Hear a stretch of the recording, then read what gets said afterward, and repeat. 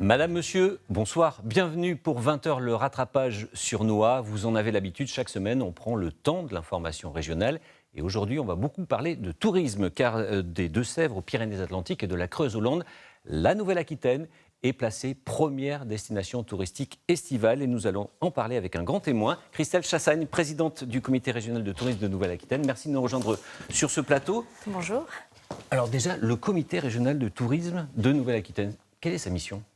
Alors, sa mission, en fait, le CRT, comme on l'appelle, c'est le bras armé de la région pour faire la promotion, évidemment, de la Nouvelle-Aquitaine, mais pas que faire la promotion. Nous sommes aussi un observatoire, et donc notre métier, c'est les statistiques. Donc, on est un petit peu une structure à deux têtes, la promotion de nos destinations et l'observation. Et pour faire la promotion de nos destinations, le mieux, c'est d'avoir effectivement les résultats de toutes ces analyses que l'on peut porter partout en Nouvelle-Aquitaine.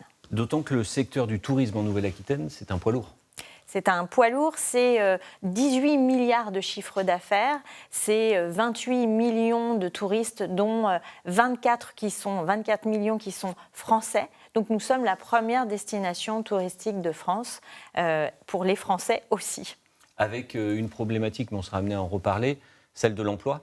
Parce que malheureusement, on est un peu victime du succès et puis on est post-crise sanitaire et il y a des difficultés à recruter. Oui, c'est effectivement un point aujourd'hui d'angoisse, on va dire, pour les professionnels. Nous avons 110 000 emplois autour de la profession du tourisme en Nouvelle-Aquitaine. Il y a aujourd'hui plus de 5 000 offres à pourvoir.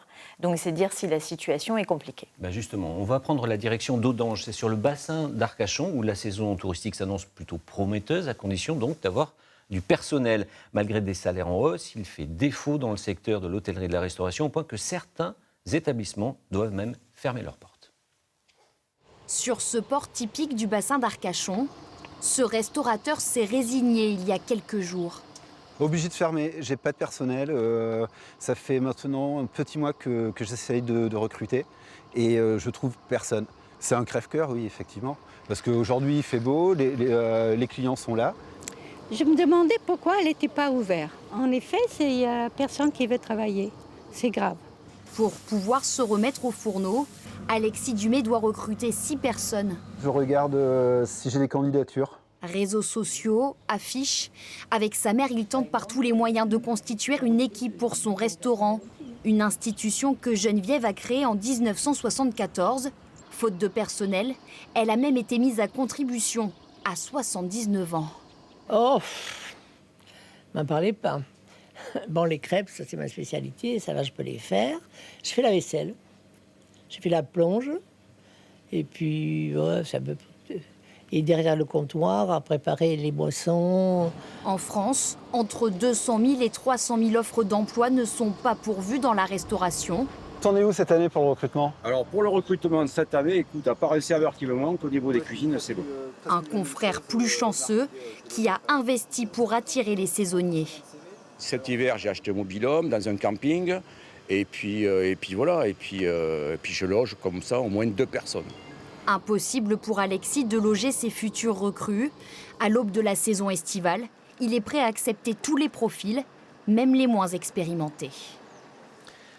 Christelle Chassagne, c'est dramatique comme situation, une institution comme ça qui est obligée de fermer. C'est vraiment un problème. C'est dramatique, mais c'est complètement révélateur de ce qui se passe, alors sur notre région, mais partout en France, et pas qu'en France, en Europe aussi. C'est une vraie crise de la profession. Je crois qu'on a, pendant très longtemps, pas assez valorisé déjà ces professions, et plus particulièrement dans le service. Ça fait partie de vos missions, ça, d'attirer des jeunes sur ces métiers-là? Parce qu'on se dit qu'il n'y a pas de solution, il n'y a pas vraiment de solution. Alors si, il y a quand même des solutions. Déjà, c'est en grande partie de travailler sur le confort aussi, et la reconnaissance de ce métier. Oui, mais les salaires, d'augmenter les salaires. Mais on ne peut pas augmenter les salaires comme ça du jour au lendemain, ça c'est clair. Par contre, on peut, comme le faisait ce professionnel, travailler sur l'hébergement, qui est un vrai problème, travailler aussi sur les jours de repos quand on est un couple qui travaille dans le tourisme. Très souvent, c'est difficile d'allier vie de famille et profession.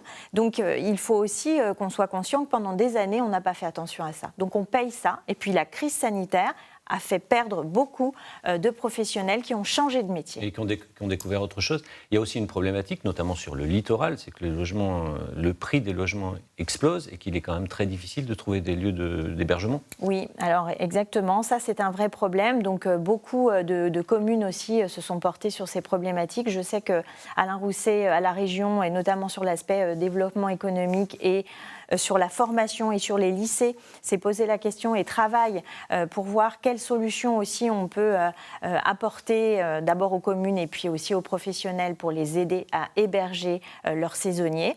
Mais c'est un très gros enjeu. Mais parfois, on n'en est même pas là. C'est-à-dire que là, c'est aussi une question de qualité. On va fermer des établissements, on a moins de services, on a moins de qualité parce qu'on a moins de personnel qualifié. Et donc, c'est aussi toute l'image de la profession. Et c'est une spirale qu'il va falloir casser assez rapidement. On va poursuivre cet entretien et on va parler de Nouvelle-Aquitaine, de tourisme, enjeu majeur, car avec 39 millions de nuitées, la région était la première destination touristique l'été dernier. Notre littoral attire l'essentiel des visiteurs, mais les séjours au vert progressent également. Marie-Ange Cristoferi nous détaille ces bons résultats régionaux. On en parle juste après. Première destination de France l'été dernier. La performance donne le sourire aux professionnels du tourisme. La Nouvelle-Aquitaine est en fait la région qui aura le moins souffert de la pandémie et totalise 39 millions de nuitées entre mai et septembre. C'est la clientèle française qui sauve et porte cette belle fréquentation. Les étrangers qui ont pu venir ont opté pour l'hôtellerie de plein air. Nous sommes d'ailleurs la région la mieux dotée en la matière avec 177 000 emplacements de camping. Nos plages océanes restent le premier pôle d'attraction. Et voici le tiercé dans l'ordre, Charente-Maritime, puis Landes et Gironde. Côté intérieur, la Dordogne est le département qui engrange le plus de recettes. La crise sanitaire a aussi dopé les chiffres en Creuse et Corrèze. Envie de grands espaces, de bol d'air. À l'inverse, le tourisme urbain aura lui été plus pénalisé par le Covid. Les tendances nées de la pandémie ou accentuées par elle vont-elles se confirmer ? Comment capitaliser sur ces réussites dans un contexte de forte pénurie de main-d'œuvre ? C'est un enjeu important. Dans notre région, le tourisme pèse pour 9% du PIB et génère 140 000 emplois. La saison 2022 sera celle des défis. En Nouvelle-Aquitaine, les réservations affichent déjà une croissance supérieure de 50% par rapport à 2019. Christelle Chassagne, là on a fait vraiment le tour de la région en matière de tourisme. La pandémie, elle a eu des conséquences forcément, elle a redistribué un petit peu les cartes ? Alors, elle a redistribué les cartes et elle a fait émerger des destinations qui étaient un peu moins fréquentées. Vous avez parlé de la Dordogne, la Dordogne et ses 100 châteaux et toutes ses merveilles, la Creuse en particulier. Nous sommes une région aussi qui offre tout un tas de propositions variées. On le voit de par la typicité de notre territoire. C'est 720 km de côte, mais c'est aussi la montagne, les Pyrénées. Les Pyrénées, on va en parler dans un instant. C'est pas que l'été, c'est aussi l'hiver et l'été, les deux fonctionnent bien. Et on voyait le parc du Futuroscope, de grandes destinations aussi comme celle-ci, très plébiscitées tout au long de l'année et qui ne cessent aussi de se réinventer, le Futuroscope en particulier. Alors, là aussi, on ira au Futuroscope dans un instant, mais il faut capitaliser là-dessus, parce qu'en fin de compte, la crise sanitaire s'est enchaînée avec la crise ukrainienne. L'explosion du prix de l'essence, les gens vont peut-être moins se déplacer, il faut peut-être vraiment capitaliser et faire de notre région une destination majeure pour que les Français viennent chez nous.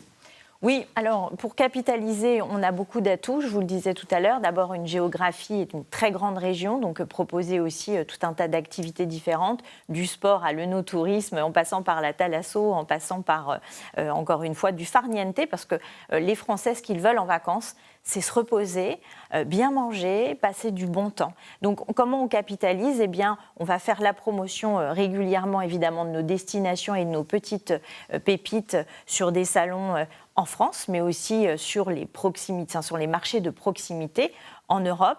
Et puis, nous avons aussi une région très riche avec des sites, notamment 7 sites du patrimoine de l'UNESCO, de l'histoire aussi, ça, un patrimoine. Oui. Et ce sont des labels qui attirent On le sait notamment à Bordeaux et on l'a vu sur toutes les citadelles qui ont été classées, notamment dans le Blayais. On va poursuivre, vous en parliez à l'instant, on va poursuivre notre découverte du tourisme en Nouvelle-Aquitaine. Vous en parliez à l'instant des Pyrénées, les Pyrénées dont les stations doivent se réinventer pour attirer les vacanciers et pas uniquement l'hiver. On change de saison. Entre hiver et été, chaque année pour Pierre, c'est le même rituel. On commence à préparer un peu pour cet été. Il lui faut adapter le matériel qu'il propose à la location. Des baudriers équipés, des matériels de vue à ferrata. Au fil des ans, il développe son magasin pour répondre aux attentes des touristes. 40% d'entre eux sont étrangers. On ne s'en rend pas compte, mais il y a beaucoup de monde qui vient que pour ça. Faire l'Aubisque, faire le col de Marie-Blanc, ce sont 2 cols du Tour de France. Les Anglais, les Hollandais, les Belges viennent souvent faire du vélo ici. La grosse difficulté de ces métiers-là, de l'outdoor, c'est qu'on commande 1 an à l'avance quasiment de matériel. Donc c'est des inconnus. La météo, est-ce que cet été il va faire beau? Malgré l'incertitude, Pierre a grandi pour cet été son parc de tyroliennes. On dégage toute cette partie du terrain pour mettre le parcours enfant dans ce coin. On entreprend, on essaye d'avoir des idées pour que le parc soit de plus en plus complet, qu'il puisse tourner un maximum de temps sur l'année aussi. De nouvelles idées qui attirent. En juillet-août, la population de la vallée d'Ossau est multipliée par 10. C'est environ 100 000 personnes qui pénètrent dans les différentes structures des offices de tourisme composant notre entité. La Reims en particulier, l'été, c'est un peu plus de 30 000 personnes qui pénètrent dans l'office en 2 mois. L'attraction majeure du site, c'est son petit train, le plus haut d'Europe. 100 000 visiteurs de mai à octobre.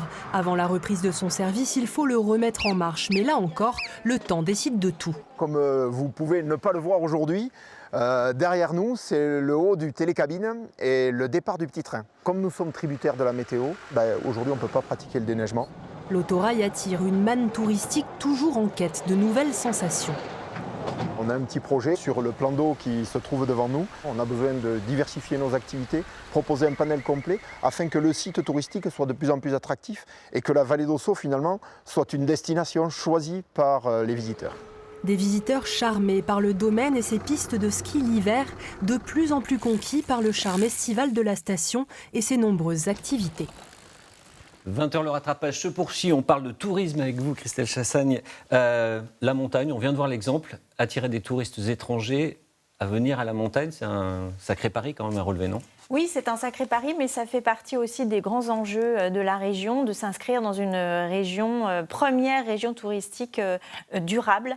Et donc, nous avons évidemment tout un travail à faire pour mobiliser nos professionnels là-dessus et puis les accompagner dans la promotion des mobilités douces, de pratiques au plus près de la nature. Mais on sent là dans ce reportage ça y est, ça a changé. C'est-à-dire qu'on ne fait pas que la saison hivernale, on se prépare aussi aux activités de l'été parce que Vallée d'Ossau, la population multipliée par 10 l'été, c'est assez impressionnant. Donc ça y est, c'est enclenché. C'est pas qu'un phénomène au littoral. Sur le littoral, c'est un phénomène aussi à la montagne. C'est enclenché. Les professionnels ont beaucoup subi à la montagne la crise sanitaire parce que pour eux, ça a été une fermeture complète. Voilà.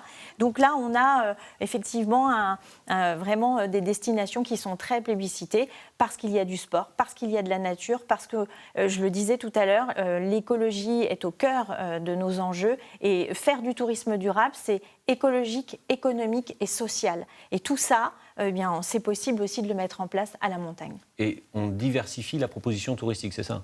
Complètement. C'est-à-dire qu'on va encore ouvrir le champ des possibles. Alors, ça intéresse les Français, mais ça intéresse aussi les étrangers.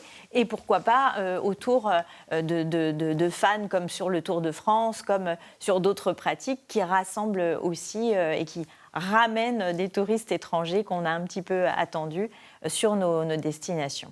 Alors, dans l'offre touristique régionale, on trouve également les parcs à thème, comme le Futuroscope de Poitiers, qui attire chaque année 2 millions de touristes. Et nouveauté cette année, depuis quelques jours, l'Arena Futuroscope a ouvert ses portes, une salle de 6000 personnes, et elles se sont toutes pressées. Pour le premier concert, c'était celui d'Angèle, et nous y étions. Pour cette première musicale à l'Arena Futuroscope, le public était au rendez-vous. Les plus motivés sont arrivés dans l'après-midi, puis une longue file d'attente s'est étendue sur plusieurs centaines de mètres. À l'ouverture des portes, c'est la découverte de la salle, toute neuve. Elle a l'air immense et au niveau du nombre de places et de l'acoustique, ça a l'air très bien.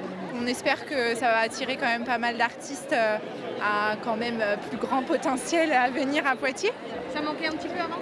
Ouais, ça manquait un petit peu quand même. 21h, Angèle apparaît dans un nuage rose. C'est parti pour 1h30 de grand spectacle. Énergique, pétillante, Angèle enflamme son public.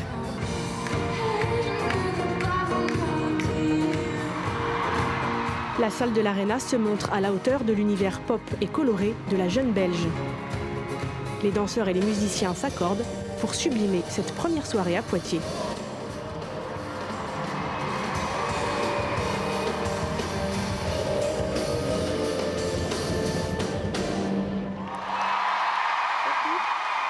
Vraiment génial, j'ai adoré. Ça fait du bien de revoir des concerts à Poitiers, ça faisait longtemps qu'on n'en avait pas vu et ça fait du bien. Il y avait une super ambiance, on voit que c'est assez chaleureux et convivial, donc ça fait plaisir. Le spectacle, la lumière, le son, puis la salle qui est nouvelle, donc forcément c'est un super beau moment, puis c'est le premier concert des enfants. Donc, Vous reviendrez ? Oui, bien sûr. Et c'est transformé donc pour l'Arena Futuroscope. Prochain concert le 3 juin avec Section d'Assaut, l'occasion de conquérir un tout autre public. Christelle Chassagne, ça fait partie de l'offre touristique, ça, ces équipements-là? Oui, alors absolument. Et puis là, c'est un outil incroyable, juste à côté du parc du Futuroscope, qui aussi a toujours eu une programmation ambitieuse. Et puis, des investissements à venir pour le parc du Futuroscope, avec un aquapark, avec de nouveaux hébergements, avec des écologes aussi qui seront proposés, parce qu'ils sont aussi très orientés sur le tourisme durable et l'environnement.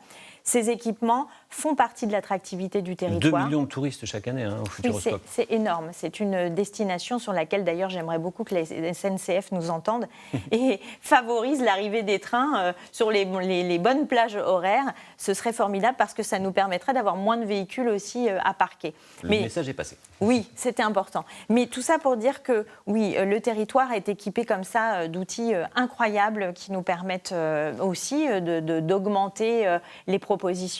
Ça fait partie de ce qu'il faut valoriser pour essayer justement de désengorger aussi les endroits qui sont très plébiscités. Sur l'arrière des pays, on a pléthore d'offres culturelles, patrimoniales, et donc c'est très important. Et il y a des parcs qui sont en train de se construire, qui sont en train de sortir de terre, notamment en Lot-et-Garonne, mais alors, un peu partout dans la région également. Voilà, le Center Park par exemple. Voilà, c'est un atout supplémentaire et qui va diversifier l'offre et qui permet peut-être effectivement de ne pas engorger des sites sursaturés. Oui, complètement. Et puis, sur le type Arena aussi, c'est pas que de la culture, c'est aussi du sport, des grands rassemblements. Donc, ce sont des programmations qui viennent, encore une fois, étayer la proposition estivale ou tout au long de l'année, en tout cas. Mais la création de parcs, je pense aussi aux hébergements atypiques, avec des propositions d'acrobranche, de balades à vélo. Tout ça participe pleinement à la valorisation aussi de l'arrière-pays. Et ça fait partie des projets que la région soutient, en l'occurrence? Alors la région, oui, évidemment. Nous, le CRT, nous sommes une agence indépendante de la région, mais totalement dans la ligne du schéma régional touristique de la région. Oui, ce sont des infrastructures. Voilà, vous pouvez faire le lien entre le promoteur Absolument. du projet et la région qui peut soutenir. À ce moment-là, il y a peut-être moyen que vous mettiez en avant. Oui, ça fait partie des axes de promotion que nous menons. À partir du moment où quelque chose comme ça sort de terre sur le territoire, nous sommes quelque part une grande agence de communication, donc il faut qu'on soit présent. Et donc que ce soit du Center Park, de l'Arena, du parc comme d'autres on peut retrouver. C'est difficile de faire la promotion que d'une destination parce qu'il y en a tellement. Après, je voudrais être toujours dans l'équité dans mes propos. Des territoires. En tout cas, c'est notre métier de les accompagner et de les aider aussi en dehors de nos frontières à aller chercher d'autres touristes. Alors, autre atout régional, le tourisme vert venu de toute la France, de Belgique, de Suisse. Certains vacanciers se mettent au vert en Haute-Vienne et les gîtes de France voient augmenter le nombre de porteurs de projets de création d'hébergement dans ce département. Une quarantaine d'entre eux devraient être validés d'ici juin. Le tourisme vert, une carte à jouer pour la Haute-Vienne, une destination pour les amateurs de nature et d'authenticité. La période est dense pour Marie Dumaître, directrice des Gîtes de France en Haute-Vienne. Ce matin, nous la retrouvons à Folle, à 40 minutes au nord de Limoges. Elle a rendez-vous avec ses propriétaires. Objectif, les conseiller afin qu'ils répondent au cahier des charges de l'association qui décerne le fameux label. Dans le département, une quarantaine d'agréments devraient être délivrés d'ici fin juin. Depuis ce début d'année, depuis ces 4 premiers mois, nous avons enregistré une augmentation de l'ordre de 30% à peu près des visites de terrain et de ce fait des agréments de gîtes en Gîtes de France. Cette commune rurale de 460 habitants offre un cadre propice pour se mettre au vert. Depuis le début de l'année, la demande est forte, mais Gîtes de France peaufine la présentation de ses offres de location. Cela passe par des photos plus détaillées notamment, car cette année, avec la hausse du prix des carburants, les locations de meublés ont le vent en poupe. Ici, tout est complet du 15 juin au 15 septembre. Depuis presque 20 ans que je fais ça, c'est la première année où il y a autant de monde. Enfin, autant rempli l'été. Pour moi, c'est une très, très bonne saison. La Haute-Vienne, qui compte près de 400 gîtes agréés, semble tirer son épingle du jeu avec l'essor du tourisme vert. Une tendance de fond, selon l'Observatoire de la Société publique locale, Terre de Limousin. On constate que quand on fait une analyse des demandes les plus importantes sur Internet, par exemple pour venir faire un séjour en Haute-Vienne, il y a des mots-clés qui ressortent. Sur ces mots-clés, nature, randonnée, balade, sont les mots qui sont associés à notre territoire avec les gîtes ruraux, les campings, l'hôtellerie de plein air, l'hôtellerie, les autres formes d'hébergement. Mais pour une pratique douce, là on touche au slow tourisme. La crise énergétique va faire que les déplacements en voiture, en avion vont sûrement se réduire. Et donc on est une destination encore à faible notoriété, ce qui n'est pas un handicap, c'est plutôt une opportunité. La saison estivale s'annonce sous les meilleurs auspices. La saison s'annonce sous les meilleurs auspices, mais on a vu le parcours c'est un peu un parcours du combattant d'être contrôlé pour avoir l'agrément Gîtes de France. C'est pas plus simple de se mettre sur des plateformes de location sans s'embêter à avoir tout ça? Je ne sais pas si c'est plus simple, mais en tout cas, les Gîtes de France, c'est historique, c'est une vraie référence, c'est un réseau, c'est aussi une habitude de voyage pour certains touristes. Et ce n'est pas la même chose. On a vu que, évidemment, les réservations sur les plateformes type Airbnb ont explosé sur cette période de crise, c'est un fait. Mais dans les Gîtes de France, il y a aussi l'envie d'aller visiter des petites cités de caractère, des villes et villages fleuris, parce que c'est là aussi que, historiquement, se sont ouverts les premiers gîtes. Donc, dans la volonté d'être effectivement au cœur des territoires avec un tourisme, un slow tourisme, en tout cas quelque chose de plus doux, plus apaisé que ce que l'on va trouver dans une grande ville, eh bien, il y a une carte à jouer. Et puis, je crois aussi que c'est la garantie d'une prestation. C'est la garantie d'un service et d'un environnement sur lequel on a tous les éléments. Et avoir un référent vers qui on peut se retourner et pas une plateforme téléphonique. Il a été évoqué dans ce sujet, le tourisme vert, le slow tourisme. C'est une nouvelle dimension du tourisme, mais c'est appuyé sur des faits réels. C'est-à-dire que, vu l'explosion des prix du pétrole, il va falloir voyager doucement, calmement et pas très loin. Oui, alors là, pour le coup, la flambée des carburants va priver un bon nombre de Français de vacances. Ça, je crois que c'est aussi dramatique que les difficultés que les professionnels ont à recruter. On va aller moins loin. Donc, qu'est-ce qu'on cherche ? On cherche quand même à se dépayser, à profiter de l'environnement. Donc, oui, il faut réinventer ce tourisme. De toute façon, nous sommes aujourd'hui sur une période où le tourisme est en plein bouleversement. Et dans le monde entier, on le voit. Donc, oui, on va aller rechercher comme ça des petites choses pas très loin, mais où on va profiter de la nature, où on va peut-être... Et ça fait partie des axes de communication, de promotion que vous adoptez, de dire venez chez nous, c'est pas très loin, et vous pourrez avoir ça. Oui, alors on le dit pour le recrutement, pour les professionnels qui se sont adaptés et ont proposé des nouveautés pour leurs salariés et pour les garder, mais on le dit aussi pour les touristes. Venez chez nous parce que vous avez la possibilité de venir aussi sans voiture. Territoire d'expérimentation mené avec l'ADEME là, sur Bayonne et Bordeaux, où on expérimente ça, mais l'île de Ré l'a fait l'année dernière. Venez aussi chez nous parce que vous pouvez venir en vélo, en bus, par tout autre moyen plus doux. Venez aussi parce que vous allez trouver des produits naturels incroyables et une gastronomie très riche Donc c'est aussi l'utilisation des circuits courts, et ça c'est très important. C'est un axe de promotion. Alors après ce tour d'horizon des atouts touristiques régionaux, il est temps de se projeter sur la saison qui s'annonce. On trouve déjà quelques signes annonciateurs d'un très bon millésime. Illustration sur le littoral atlantique après 2 années de crise sanitaire. 130 marches pour atteindre son sommet. La dune du Pilat et ses 102 mètres de haut donnent du fil à retordre aux touristes. On est content qu'on est arrivé en haut. Ouais, d'un coup, faut pas s'arrêter. Très dur. J'avais le vertige rien qu'en bas. Et puis bon, arrivé en haut, heureusement j'avais ma fille qui m'a aidé. Des efforts récompensés par une vue imprenable sur le bassin d'Arcachon. Parmi les vacanciers, des étrangers et des Français qui profitent du panorama.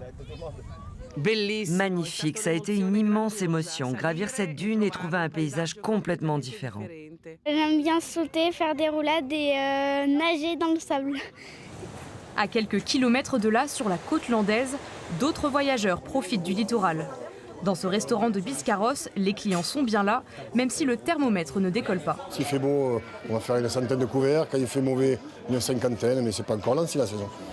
Si un week-end il fait chaud, il y a beaucoup de monde, là c'est bien, mais sinon il n'y a pas trop de monde dans le restaurant encore en semaine.